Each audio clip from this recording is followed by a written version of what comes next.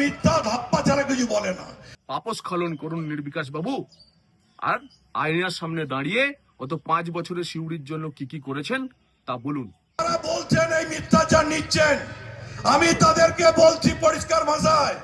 নির্বিকাশ বাবু আমাকে উদ্দেশ্য করে বেশ কিছু কথা বলেছেন, তিনি কিছু জবাব চেয়েছেন, তাকে আমি আপনাদের মাধ্যমে জানাতে চাই এবং আমারও কিছু প্রশ্ন আছে, তার কাছ থেকে তারও জবাব চাই। এরপরে আবার বলছে মানুষকে, মমতা ব্যানার্জি দেওয়া প্রান্তিক থেকে সিউড়ি রেল লাইন প্রকল্পের টাকা বরাদ্দ ছিল, সেটা এরাই বন্ধ করেছে। সিউড়ি প্রান্তিক রেল কেন শেষ হলো না? অদ্ভুত উজবুকের মতো কথা। নির্বিকাশ বাবু, সিউড়ি প্রান্তিক রেলটা ইউপিএ 2 যখন চলে তখন তার বাজেট অ্যালোকেশন হয়। আপনার দিদিমণি এবং আপনারা সেই সময় সরকারে ছিলেন, কেন্দ্রের সঙ্গে। গত 12-13 বছরে 100 হেক্টর জমি নেওয়া গেল না, আর তার দায় এখন আমাদের উপর যে আমরা কেন সিউড়ি প্রান্তিক রেল কমপ্লিট করতে পারছি না। যেদিন জমির ব্যবস্থা করে দেবেন, যান না আপনার মুখ্যমন্ত্রীর কাছে গিয়ে বলুন সিউড়ি প্রান্তিক রেলের জন্য 100 একর জমি নিতে হবে। একবারও বলেছেন? জমি দিন, যেদিন জমি ব্যবস্থা করবে রাজ্য সরকার সেদিনই রেল এই প্রকল্পের কাজ শুরু করবে। এরপরে আবার বলছে মানুষকে গল্প শোনাচ্ছে, রেল চালাবো, ওই বক্রেশ্বর যাবে, জামতারা যাবে এবং আরো কিছু কিছু জায়গায় যাবে। আমার মনে হয় আপনি আমি যারা বলছেন তারাও দেখতে পাবেন না, কারণ ওরা মিথ্যা ধাপ্পা ছাড়া কিছু বলে না। নির্বিকাশ বাবু, সিউড়ি বিধানসভার একটি অংশে একটি রেল লাইন পরিচালনার জন্য কেন্দ্রীয় রেল মন্ত্রী ফিল্ড লেভেল সার্ভের জন্য অর্ডার দিয়েছেন। সিউড়ি জামতারা রেল লাইন, আপনি বলছেন ভাঁওতা? নিজের কেন্দ্রে নতুন রেল লাইন তৈরি হলে সেই প্রস্তাবকে কেউ ভাঁওতা বলে? আপনি সিউড়ির উন্নয়ন চান? তাহলে জেনে রাখুন, এই অধম যে কাজ হাত দেয় সেই কাজ সম্পূর্ণ করে ছাড়ে। মেমু এক্সপ্রেস চালিয়ে ছেড়েছি, দক্ষিণের জন্য স্টপেজের ব্যবস্থা করেছি, চিনপায়ের স্টপেজের দাবি ছিল পূরণ করেছি, রেলও চালিয়ে ছাড়বো এবং তার জমিনি সমীক্ষার কাজ খুব দ্রুত শুরু হবে। রাজনগর রেল যোগাযোগ করব, আপনি চাইলেও নির্বিকাশ বাবু আটকাতে পারবেন না। আমি অবাক হয়ে যাচ্ছিলাম, সিউড়ি রাস্তায় দেখছি টেবিল নিয়ে বসে আছে, টেবিল নিয়ে বসে আছে। আমি হঠাৎ ওদিকে পেরুচ্ছি, কতগুলো মানুষ একটা মাইক লাগিয়েছে। আমি বললাম ভাই কি ব্যাপার, জিজ্ঞেস করলাম একটু এগিয়ে গিয়ে। বলছে দাদা ধাপ্পা বাজি দিচ্ছে। কি ধাপ্পা?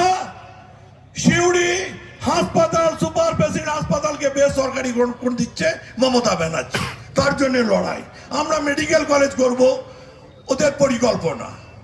আমরা মেডিকেল কলেজ পিপি মডেলে করার অনেকটা এগিয়ে গেছে। আমি যারা বলছেন এই মিথ্যাচার নিচ্ছেন, আমি তাদেরকে বলছি পরিষ্কার ভাষায়, আপনারা তো দিল্লিতে ক্ষমতায় আছেন, একটা এমস এর মতো হসপিটাল আমাদের সিউড়ির মুখে করুন। কি সহযোগিতা চাইবেন আমরা সেই সহযোগিতা করব। জায়গার অভাব হবে না, আপনাদের পাশে আমরা থেকে দাঁড়িয়ে থেকে সেটা সহযোগিতা করব। ভাঁওতা দেবেন না মানুষকে, একটা ভাঁওতাবাজ দল। নির্বিকাশ বাবু বলছেন যে আমি সিউড়ি সুপার স্পেশালিটি হসপিটালটিকে পূর্ণাঙ্গ সরকারি মেডিকেল কলেজের দাবিতে কেন গণস্বাক্ষর সংগ্রহে অভিযানে নেমেছি, আমি কেন সিউড়িতে এমস নিয়ে আসছি না। ধন্যবাদ নির্বিকাশ বাবু, যে অন্ততপক্ষে আমার স্ট্যান্ডার্ডটা আপনি বুঝেছেন। সিউড়ি শহরে এমস যদি কেউ আনতে পারে, সেটা যে এই অধমই আনতে পারে সেটা আপনি বুঝেছেন এবং প্রকাশ্যে জনসভায় তৃণমূলের লোকজনের সামনেও সেটা স্বীকার করে নিয়েছে। সিউড়ির উন্নয়নের জন্য, সিউড়ির জন্য লড়াই করছি বলেই সবকিছু ছেড়ে এসেছি এবং সিউড়ির স্বাস্থ্য পরিষেবার জন্যই হাত দিয়েছি এখানে পূর্ণাঙ্গ মেডিকেল কলেজ করার জন্য।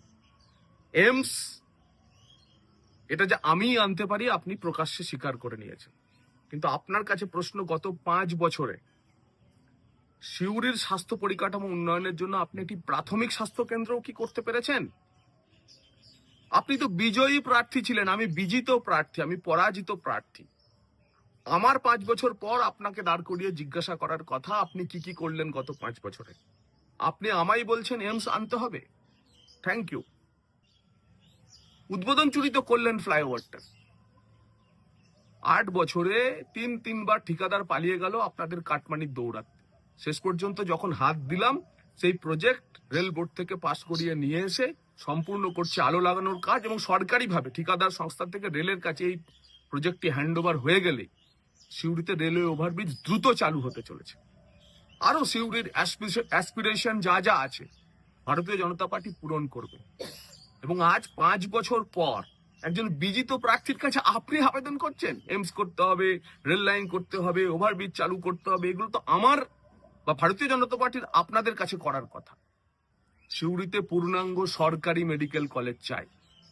নির্বিকাশ বাবু যদি সিউড়ির উন্নতি চান তাহলে আসুন সই করে যান। সিউড়ি সুপার স্পেশালিটি হসপিটালটা যে একজন পাথর ব্যবসায়ী, একজন কয়লা ব্যবসায়ীর হাতে আপনি তুলে দিতে চান না, তা প্রমাণ করে যান।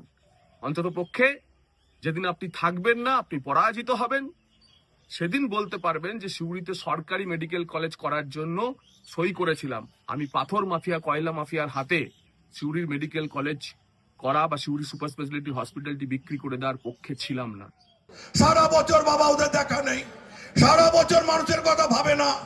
নির্বাচন আর 2-3 মাসের মধ্যে হবে, আর এখানে এসে আসরে নেমে পড়েছে।